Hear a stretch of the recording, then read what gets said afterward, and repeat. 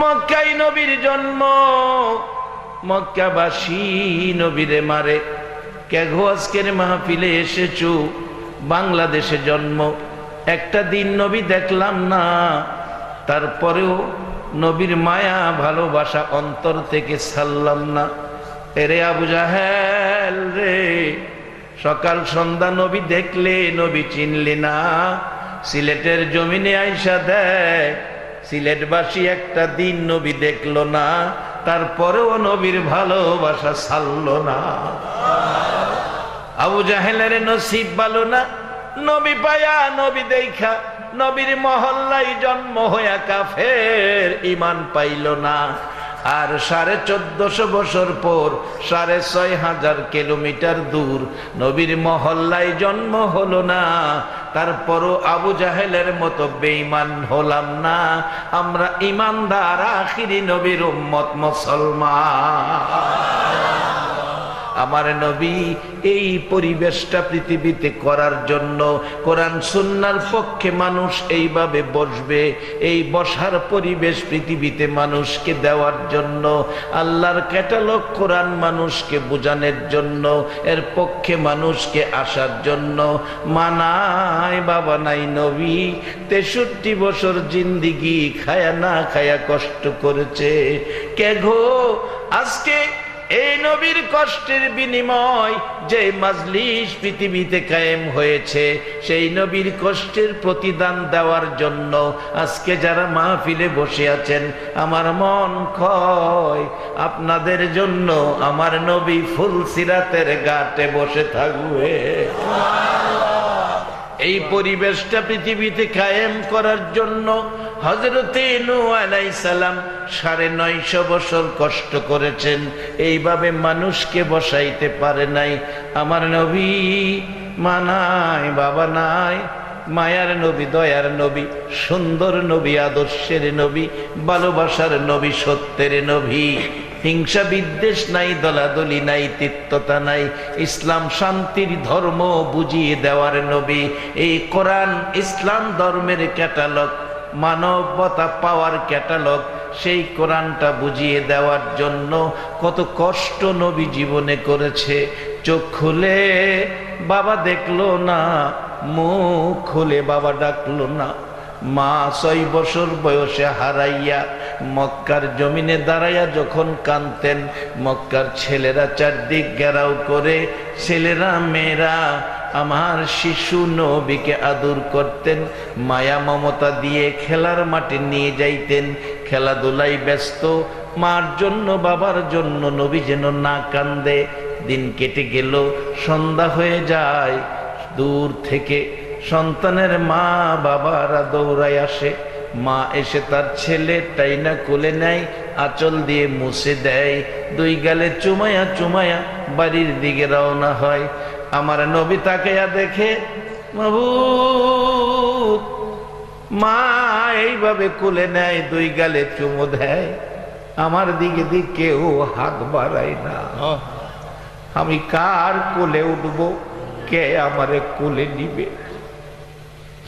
এরে বাবারা ভাইরা, আজকে যদি নবী দুনিয়ায় থাকতো, 6 বছর বয়সী নবী যদি আজকে আপনাদের মাজলিসে দাঁড়ায়া কাঁদতো, বলুন নবীর এটাই না কোলে নেওয়ার মহব্বতিবান উম্মত আছে কিনা?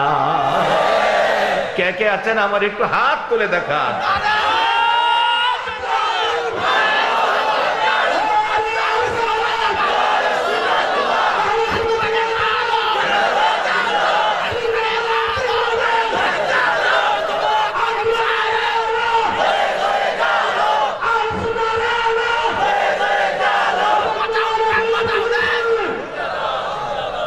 সবাই বলুন মারহাবা। রহমত আরো আসুক, মহব্বতে দরুদ পড়ুন নবী রহমতের। আল্লাহ নিজে বলছে, বন্ধু আমি রাব্বুল আলামিন, তুমি রাহমাতাল লিল আলামিন। আমি যেখানে রব, তুমি সেখানে রহমত। মহব্বতে পড়ুন আল্লাহুম্মা সাল্লি সাইয়্যিদিনা মাওলানা মুহাম্মদ ওয়া আলা আলি সাইয়্যিদিনা মাওলানা মুহাম্মদ আল্লাহুম্মা সাল্লি সাইয়্যিদিনা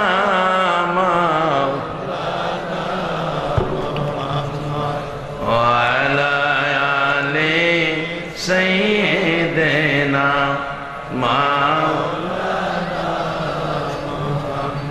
ওগো নবী শুনেন আপনি আমরা সবাই গুনাহগার রোজ হাসরে আমাদেরকে করে নিয়েন আপনি পার আল্লাহুম্মা সাল্লি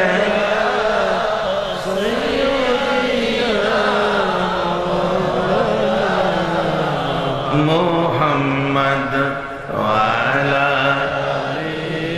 সাইয়্যিদিনা বলগল উলা বিকামালিহি কশফত দুজা বিজামালিহি আসনত জামিউ খিসালিহি সাল্লু আলাইহি। বলতেছিলাম আমার নবী বাম দিকে তাকায়া দেখে মা সন্তানের কোলে নিয়ে দুই গালে চুমায় আঁচল দিয়ে দুলিবালি মুছে।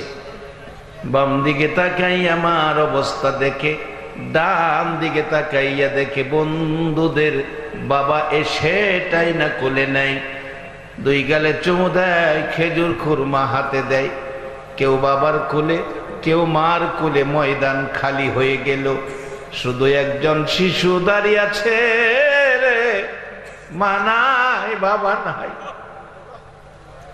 খোলা আকাশের নিচে আমার আপনার নবী দাঁড়ায়া দাঁড়ায়া কান্দে। আমার আল্লাহ কয়, বন্ধু গো, তোমারে কেউ কুলে নিল না, কেউ তোমারে নিতে আসলো না। কে নিবে? মা নাই, বাবা নাই। বন্ধু, মা হারা করলাম, বাবা হারা করলাম, বন্ধু সর্বহারা করি নাই, তোমাকে মা হারা বাবা হারা করেছি। কুল কায়নাতকে তোমার ভালোবাসার নির্দেশ দিয়েছি। জর্দান মাহফিলে গেলে যাইয়া দেখি আমার নবী 13 বছর বয়সী চাচা আবু তালিবের সঙ্গী ব্যবসায়ী কাফেলায়। আমার নবী 13 বছরের শিশু তরুণ নবী মরা গাছের নিচে বসার পর এই নবীর বরকতে মরা গাছ জীবিত হয়ে গেছে। আজকে 1450 বছর হয়েছে, গাছ এখনো জীবিত দাঁড়িয়ে আছে। আশেপাশে কোনো গাছ জীবিত নাই, নবীর বরকতের মরা গাছ জীবিত হলো। আজও পর্যন্ত বরকত ফুরাইল না, সেই বরকতের গাছ এখনো জীবিত দাঁড়িয়ে আছে। শুধু তাই নয়, আকাশের চন্দ্র আমার নবী আঙ্গুল ইশারা করলে দ্বিখণ্ডিত হয়। শুধু তাই নয়, ডুবন্ত সূর্যকে আমার নবী ডাক দিলে আবার উদিত হয়। আমার আল্লাহ বলেন, বন্ধু, সকল প্রাণীর ভালোবাসা তোমার দিকে দিয়ে দিলাম, মা হারা বাবা হারা বানাইলাম। একটা দায়িত্ব তোমাকে দিলাম বন্ধু গো, এই কোরআন সুন্নাহ দিয়ে মানুষকে মানুষ বানাইবা, জাহান্নাম থেকে বাঁচাইবা, জান্নাতি বানাইবা, ইসলাম শান্তির ধর্মতা তুমি বুঝাইবা। এ ধর্ম লইয়া আমার পছন্দের ধর্মের ব্যক্তি যারা হবে, আমি আল্লাহর জান্নাত তারা পাবে। আমার নবীকে দায়িত্ব দিয়ে আমার আল্লাহ দুনিয়ার জমিনে পাঠাইলেন। মায়ের ব্যথা বাবার ব্যথা থাকা সত্ত্বেও নবী আপনার আমার মতো উম্মতের দরদি হইয়া সারাটা দিন মানুষের ঘরের দুয়ারে দুয়ারে ঘুরতেন, বাড়ি বাড়ি ঘুরতেন, আর ডাকতেন, ইয়া আইয়ুহান নাস কুলু লা ইলাহা ইল্লাল্লাহ তুফলিহুন। ও মানুষ, তোমরা বলো আল্লাহ ছাড়া কোনো মাবুদ নাই, তাহলে তোমরা সফল কাম, তোমরা সফল কাম, তোমরা জান্নাতি। আমার নবী সারাদিন বাড়ি বাড়ি ঘুরে বিকালবেলা বাড়িতে ফিরে সারাদিন খাবার নাই, গোসল নাই, ঘুম নাই, শুধুমাত্র এই পরিবেশটা পৃথিবীতে করার জন্য। আজকে খারা গো আমার নবীর ওই কষ্টের প্রতিদান দিতে যাইয়া আজকের মাহফিলে বসে আছো। আমার নবী যদি আজকে দুনিয়ার জমিনে থাকতো, এই মাহফিল যদি আমার নবী নিজ চোখে দেখতো, এই 1400 বছর পরের মাহফিল, এই লোক দেখলে নবী না জানি কত খুশি হইতো। আপনাদেরকে যায়েদ ইবনে হারেসার মতো আমার নবী সঙ্গী করে নিয়ে যাইতো। বাবারা ভাইয়েরা, সারাদিন ঘুরে মানুষের বাড়ি বাড়ি, মানুষের কাছে, কোনো দিন বিকাল হয়, সন্ধ্যা হয়, রাত্র হয়। মা খাদিজাতুল কুবরা বলেন শুধু রাত্র নয়, একদিন রাত্র হলো, আসতেছে না নবী ঘরে। গভীর রাত্র হয়ে গেল, সব মানুষ দরজা বন্ধ করে ঘুমিয়ে আছে, কেউ মানুষ যেন সজাগ নাই। আমার নবী এখনো আসে না। বয়ে চোখের পানি ছেড়ে মায়ায় দরজা খুলে দাঁড়িয়েছি, চোখের পানি ছেড়ে কাঁদতেছি। মা খাদিজা বলেন পৃথিবীর মানুষেরা রে, রাত্র গভীর মরুভূমির দিকে তাকায়া দেখি আকাশের উদিত সূর্যের মতো আমার নবী সুন্দর রে। আস্তে আস্তে হাইটা ঘরের দিকে আসতেছে। কাছাকাছি আসার পর 2 কদম সামনে আমি নিজেও আগিয়ে গেলাম। কাছাকাছি যাইয়া দেখি আমার নবীর গাল বেয়ে বেয়ে পানি পড়তেছে। জিজ্ঞেস করি হুজুর কেন রাত্র বেশি হলো, কেন গাল বেয়ে বেয়ে চোখের পানি পড়তেছে? নবী কোনো কথা কয় না। আর একটু নিচে তাকাইয়া দেখি নবীজির জামা মুবারকের অনেক জায়গায় লাল লাল দাগ দেখা যায়।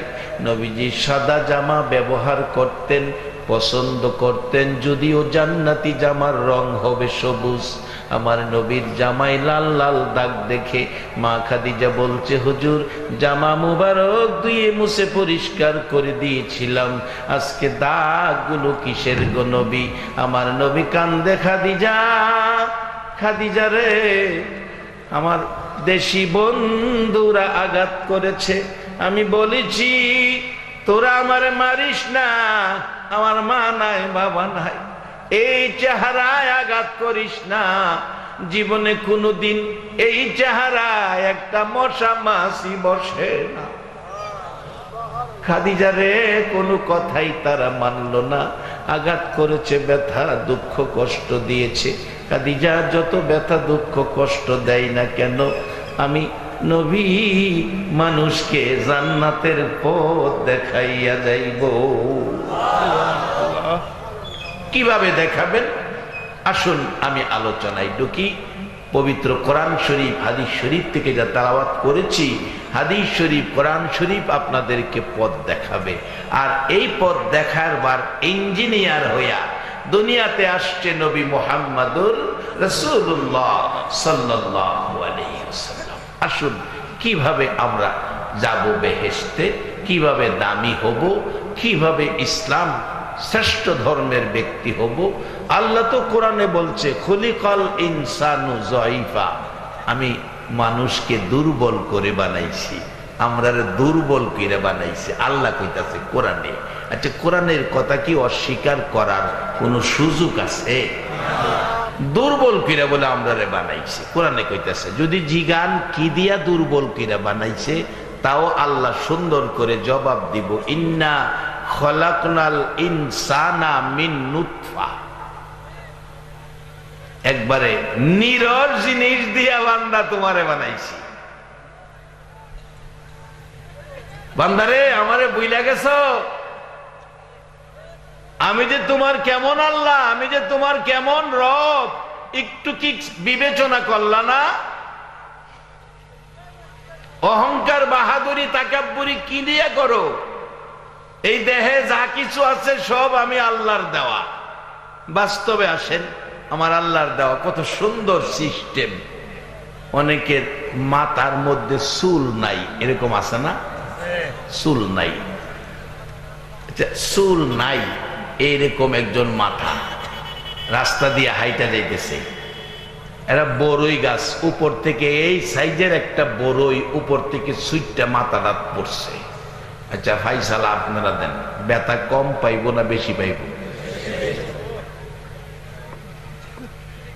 আর যার মাথায় ঘন ঘন চুল, অনেকের দেখা যায় ঘন চুল মাথার মধ্যে, এরকম চুল বেশি থাকলে এ বড়ইটা ফললে ব্যথাটা কি ওই লোকের চাইতে ব্যথা কম পাইব না বেশি পাইব?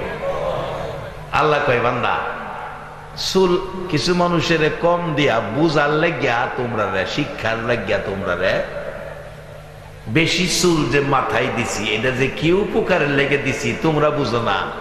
অহন বুঝালো যার চুল নাই হেরে জিগাইও বড়ইটা ফললে কি মূল লাগে আর তোমার মাথা ফললে কি মূল লাগে।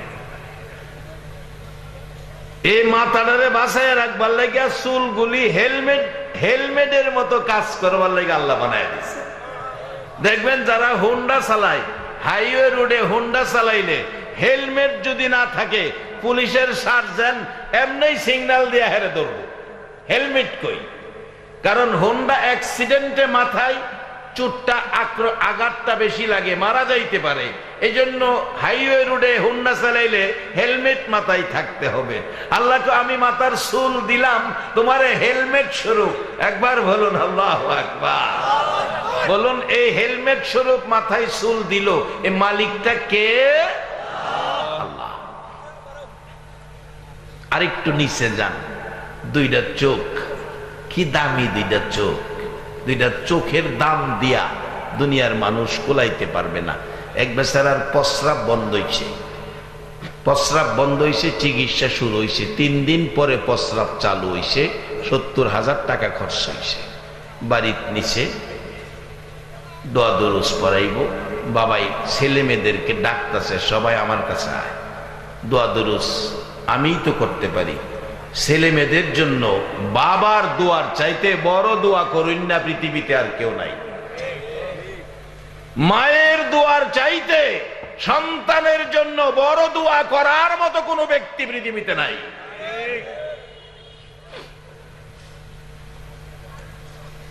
অহন্ত মা বাবার ইজ্জত কদর দাম নাই, অথচ নবী কোরআন হাদিস থেকে আমাদেরকে কি শিখাইয়া গেলেন। আজকে 2 মাস হয়ে গেছে ব্যাপারটা। যারা পত্রিকা পড়েন অবশ্যই দেখছেন, যারা টিভির খবর দেখেন অবশ্যই দেখছেন, খুলনা বাগের হাটে একটা মাকে বিছনায় প্রস্রাব পায়খানা করে বিদায়, ছেলের বউয়ের পরামর্শে ছেলে মাকে পলিথিন বস্তার ভিতরে জীবিত বুড়া মাকে পলিথিন বস্তার ভিতরে বইরা অনেক দূরে কাঠ বাগান জংলার ভিতরে ফালাইয়া দিয়েছে। ফালাইয়া দিয়ে আইসা পড়তেছে, মা নড়াচড়ি করতে গেলে পলিথিন বস্তা বান খুইলা গেছে, মাথাটা ভাইরিছে, ছেলের দিকে তাকায়া কাঁদতেছে। বাবারে, শীতের রাত্রে তুমি কোনো রাত্রে 10 বার 12 বার প্রস্রাব করছো, আমি মা প্রস্রাবের খাতা বদলাইছিলাম, ঘুম থেকে উঠা পুরাপুরি ঘুমাইতে পারি নাই, তুমি পায়খানা করে বিছনা লাটফাট করেছো, আমি মা এই পায়খানা মেতরিনী হইয়া পরিষ্কার করেছিলাম। বাবা, জীবনে একদিন আমি নাকে কাপড় দেই নাই তোমার পায়খানার গন্ধে, আজকে আমার পায়খানা প্রস্রাবের গন্ধে আমারে কাঠবাগানে ফালাইয়া যাইতেছো। বাবা যাও, আমি কাঠবাগানে মরি, সমস্যা নাই, আল্লাহ আমি মরি, আমার ছেলেটারে তুমি সহি সালামতে বাড়ি পৌঁছাইয়া দিও। বাজান, কোরআন সুন্নাহ কি শিক্ষা দিল? বসেন, দাঁড়ান। একদিন আমরা সবাই মারকুলের শিশু ছিলাম, মারকুল থেকে শিশুর থেকে হলাম কিশোর, কিশোর থেকে হলাম তরুণ, তরুণ থেকে হইলাম যুবক থেকে অনেকে বৃদ্ধ হয়ে গেছি। বলুন, যেই বয়সে মারকুলের শিশু ছিলাম, আবার সেই মারকুলের শিশুর বয়সটা এই দেশে ফিরে পাওয়া সম্ভব হবে কিনা? অনেক সময় বলি, আজকে তুমি ছেলে, কালকে হবে বাবা, পরশু হবে দাদা, তরশু তোমার গায়ে লাগবে কাফন সাদা। এর বাইরে আমাদের যাওয়ার কোনো সুযোগ নাই, এর মধ্য থেকে কিছু কাজ করতে হবে।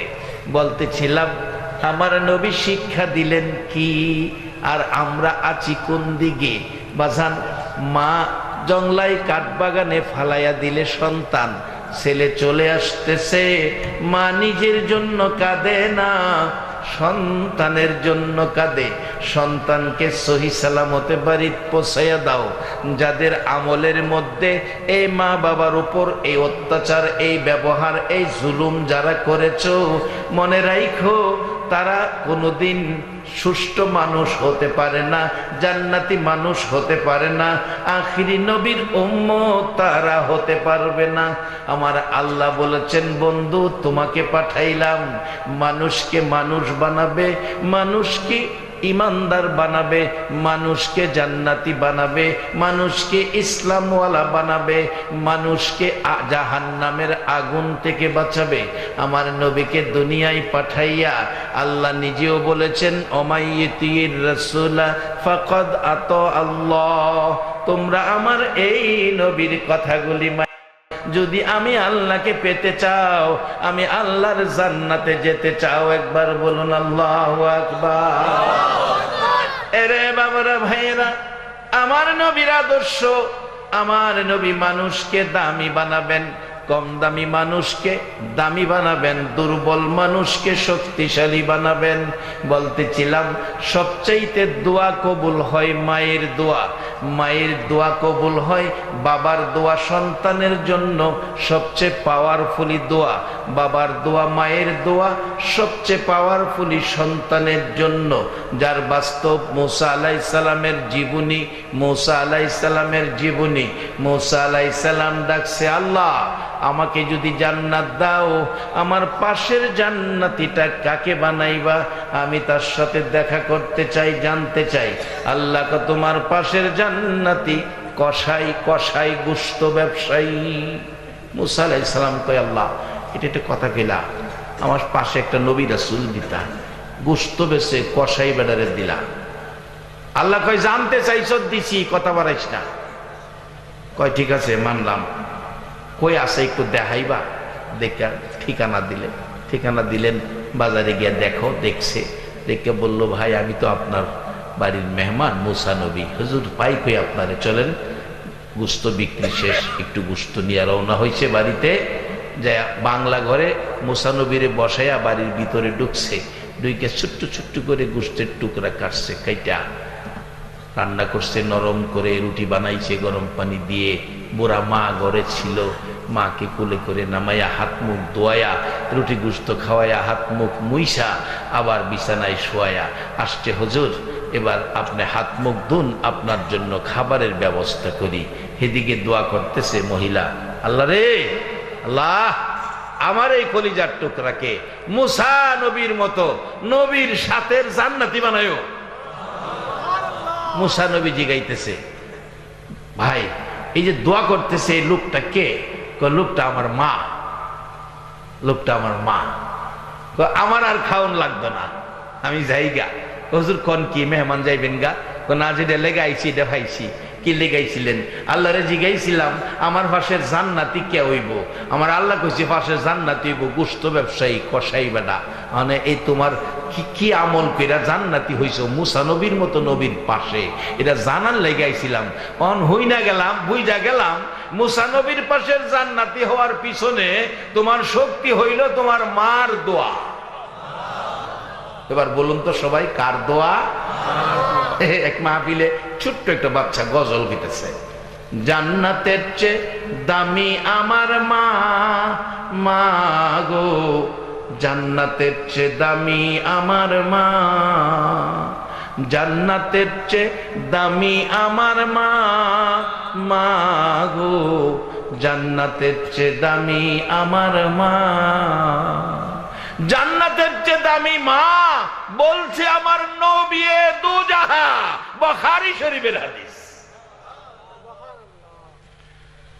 আজকে সেই মা যদি দোয়া করে 100% সন্তানের জন্য কবুল, বাবা যদি দোয়া করে 100% সন্তানের জন্য কবুল। এই শিক্ষা দিয়েছে নবী কোরআন সুন্নাহ থেকে। বাবারা ভাইয়েরা, আমার নবী সারা দিন সারা জীবন কষ্ট করে মানুষকে মানুষ বানানোর জন্য, মানুষকে ইসলাম ধর্মে ঢুকানোর জন্য, ইসলাম আল্লাহর মনোনীত ধর্ম, আল্লাহর জান্নাতি মেহমান বানানোর জন্য। এবার আসুন বাজান, আল্লাহ কত সিস্টেম করে মানুষটারে বানাইছে, সকল মাখলুকের শ্রেষ্ঠত্ব দিয়েছে, কত সুন্দর করে বানাইছে। মাথার মধ্যে চুল দিছে, এটা হেলমেটের কাজ চলে। ঘুমাই দিছেন? এটা কি চলে? Helmet, helmet. এবার একটু নিচে আসেন, দুইটা চোখ কত দামি, কথাটা খেয়াল আছেন? কত দামি দুইটা চোখ, ব্যাটারি লাগে না, সিএনজি পাম্পের থেকে গ্যাস বোরন লাগে না, ডিজেল পেট্রোল অকটেন বোরন লাগে না। বাজান, এত সুন্দর পাওয়ারফুলি চোখ, এই চোখটাকে বাঁচায়া রাখার জন্য গাড়ি কিনবেন, গাড়ির পিছনে সামনে বাম্পার লাগাই। কেন? গাড়ি ব্যাগে গেলে যেন কোথাও লাগলে বডিতে টাচ না লাগে, সামনের গাড়ি পিছনে আসলে যেন টাচ না লাগে, বডি ঠিক থাকে, বাম্পার লাগাই। বাজান, আল্লাহ দুইটা দামি চোখ বান্দারে দিয়া চোখের উপরে দুইটা বাম্পার লাগাইয়া দিছে। প্রত্যেকের চোখের উপরে দেন দুইটা বাম্পার আছে, দুই পাশে। ছোটখাটো পোকামাকড় গেলে এই বাম্পারে ফিরায়। আছে না? আছে না? আছে না? এগুলো আপনারা কি করেন? বোয়া, আমাদের দেশে কয় বুরু অথবা বেওয়া।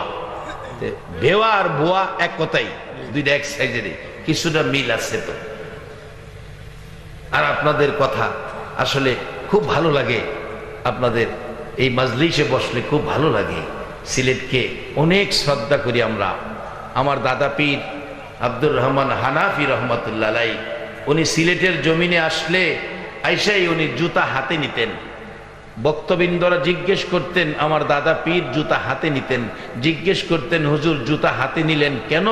আমার দাদা পীর বলতেন, হাফেজ মাওলানা আব্দুর রহমান হানাফি রহমতুল্লাহ আলাইহি, উনি বলতেন, তোমরা কি জানো না এই মাটিতে শাহজালাল ঘুমিয়ে আছে? আল্লাহু আকবার। ভাজান, এই শাহজালালের মাটিতে একটা স্লোগান আমার কাছে খুব তৃপ্তি আসে, শাহজালালের তলোয়ার। এই স্লোগানটা দেন তো একজন সুন্দর করে, কে পারে?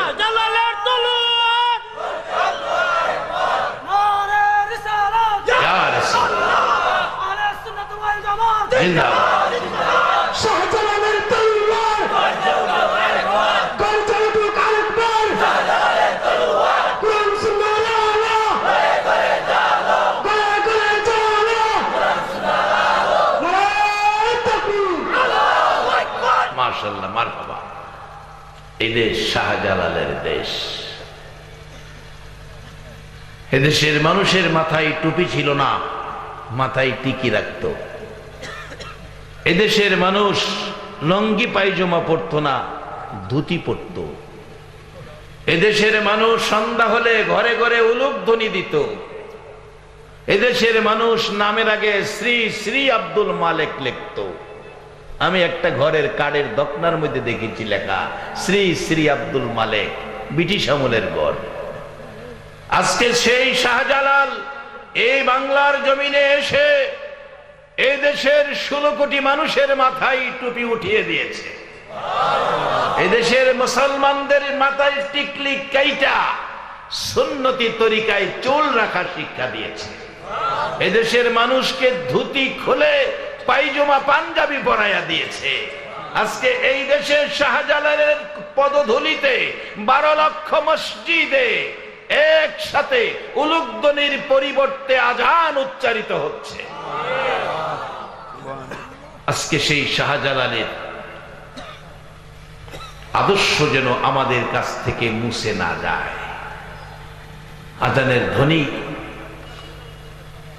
আজানের ধ্বনি শুনলে আনন্দ পাবে কে? আল্লাহ বলে আনন্দ পাবে। ওয়াজ এতক্ষণ অস্কিরা হলো জাগা তাইতারছি না। আজানের ধ্বনি শুনলে আনন্দ পাবে মুসলমান। আল্লাহ একটা কাজে আনন্দ পায়, সে কাজটা হলো আপনার আমার মতো বান্দারে মাফ করে দিতে আল্লাহ আনন্দ পায়। একটা জিনিসে আল্লাহ কষ্ট পায়, এই আদর করে মানুষ বানাইছে, এই মানুষটাকে জাহান্নামী ঘোষণা দিতে আল্লাহ কষ্ট পায়। একটা না একটা উসিলা আল্লাহ তালাশ করব মানুষটাকে জান্নাতি দিতে। এই মালিকটা কে? দেখেন কত সুন্দর দিচ্ছে, দুই সাইডে বাম্পার লাগাই দিছে, আবার একটা শাটার লাগাইছে। শাটার মানুষ রাত্রে ঘুমাইলে দোকানের শাটার টাইনটা বন্ধ করে। একটা সত্য কথা কইবেন, আপনি যখন রাত্রে ঘুমাবেন, রাত্রে দোকান খুইলা ঘুমাইলে চুরি হইতে পারে, জিনিস হারানো যেতে পারে, এই জন্য শাটার লাগাইবেন। টাইম না, আপনার রাত্রে ঘুমাইলে যদি ছায়া ঘুমান, চোখের উপরে ময়লা পড়তে পারে না, এই জন্য ঘুমানোর সময় কি এই শাটারটা টানুন লাগে। হ্যাঁ কি বাবা, বোঝাইতে পারলাম না কথাটা? এই যে শাটারটা, এটা কি টানুন লাগে? ঘুমানোর সময় কি হয়? কি হয়?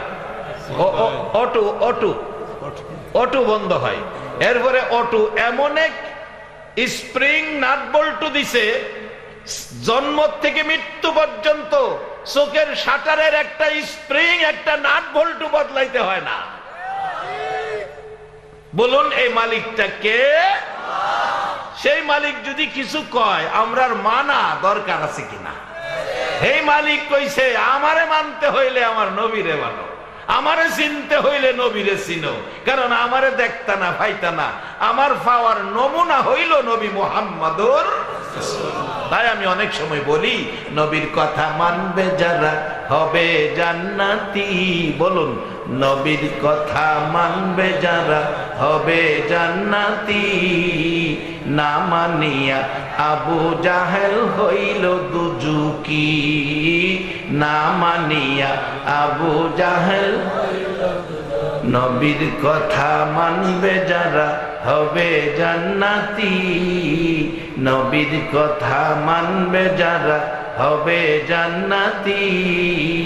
না মানিয়া আবু জাহেল হইল দুজুকি, না মানিয়া আবু জাহেল। এই নবীর কথা মানলে জান্নাতি, না মানলে দুজুকি। মানলে আবু বকর, না মানলে আবু জাহেল। ওয়াজ সহজ। এবার আসেন, এই নবীর কথা মানলে ওই মালিকটারে পাইবেন, যেই মালিকটা চোখের উপরে শাটার লাগাইছে, টাইম না বন্ধ করুন লাগে না, অটো অটো। দেখবেন সামনেতে ধুলিবালি আইতেছে, আপনার চোখ টাইম না বন্ধ করতে হয় না, ধুলিবালি চোখের মধ্যে পড়বো, অটো চোখ দেখবেন বন্ধ হয়ে যায়। কি বলেন, ঠিক কিনা? এরপরও চোখটা পরিষ্কার রাখার জন্য দেখবেন আপনার যারা গাড়ি ব্যবহার করেন, গাড়ির ড্রাইভার, সামনের গ্লাসে যদি কোনো ময়লা থাকে, এই রিজার্ভ টাঙ্কির থেকে চিকন ফাইবে পানি মারে, পানি মাইরা হুইপার মারে, গ্লাস পরিষ্কার। আল্লাহ কয়, বান্দা আমি তোর এই দেহের মধ্যে একটা রিজার্ভ টাঙ্কি রাখছি চোখটারে ঠিক রাখবার লেগিয়া। আচ্ছা, আপনার পায়ের মধ্যে যদি উষ্টা খান, এক ফোঁটা পানি বেরিব? এই আঙ্গুলটা যদি কাইতেলাম, এক ফোঁটা পানি বাইরিব? বলুন কি বাইরিব? রক্ত। আল্লাহকে আমি পানি রাখছি শরীরের এক জায়গায়, এটা রিজার্ভ টাঙ্কি। এটা অন্য কাজের বেলায় না, একটা বেলায় কাজে লাগাইস। যদি মা বাবা দুনিয়ায় না থাকে রে বান্দা, মা বাবার লেগা এই রিজার্ভ টাঙ্কির পানিটা ব্যবহার করিস। আর তোমার চোখের জন্য, চোখটাকে সুন্দর রাখার জন্য এই পানিটা ব্যবহার সিস্টেম করে দিছে, অটো অটো সিস্টেম। এই চোখের এই দুইটা সাইডে চিকন রগ আছে, এই রগ দিয়ে রিজার্ভ টাঙ্কির থেকে হালকা হালকা পানি চোখের উপরে আসে। আর এই আপনার এই শাটারটা দেখবেন অটোমেটিক ওড়ানামা করে। শাটারটা এটা হইল হুইপার। এই পানিটারে হুইপারটায় এই ওড়ানামা কইরা চোখটারে, পর্দাটারে ভিজা রাখে, পরিষ্কার রাখে, বিদায় আমরা দেখতে সহজ, কষ্ট হয় না। আর যদি পানি না থাকতো পর্দা শুকাইয়া যাইতো, আমাদের চোখ নষ্ট হইয়া যাইতো। একটা সত্য কথা কইবেন, এই সিস্টেম করে চোখটার সাথে ব্যবহার এইভাবে কোরআনের সুন্দর ব্যবহার করার ব্যবস্থা করে দিলেন, সেই মালিকটা কে? এইভাবে দেহের একটা একটা অঙ্গ প্রত্যঙ্গ করে হিসাব করে দেখেন। বলছিলাম প্রস্রাব বন্ধ হয়েছে, 70,000 টাকা খরচ করে বাড়িতে ফোলা মায়ের ডাইকা বলছে, বাজান তোরা আয়, মানুষের দোয়া লাগতো না, আমি দোয়া করে দেই আর একটা উপদেশ দিয়া দেই। একবার প্রস্রাব বন্ধ হয়েছে, 70,000 টাকা খরচ হয়েছে। বাজান প্রত্যেকবার যদি প্রস্রাব করতে গিয়া 70,000 করে টাকা লাগতো, তাইলে ভাত খাওন লাগতো না, প্রস্রাবের টাকা দিতে দিতেই জীবন যাইতো। যে আল্লাহ আমাদেরকে সকাল সন্ধ্যা প্রস্রাব পায়খানা পরিষ্কার ক্লিয়ার করাইতেছে, বলুন এই মালিকটা কে? ওই মালিকটারে চিনার জন্য ক্যাটালগ দিলেন কোরআন, আর এই কোরআন বুঝানোর জন্য পাঠাইলেন তার বন্ধু মুহাম্মদুর রাসূলুল্লাহ।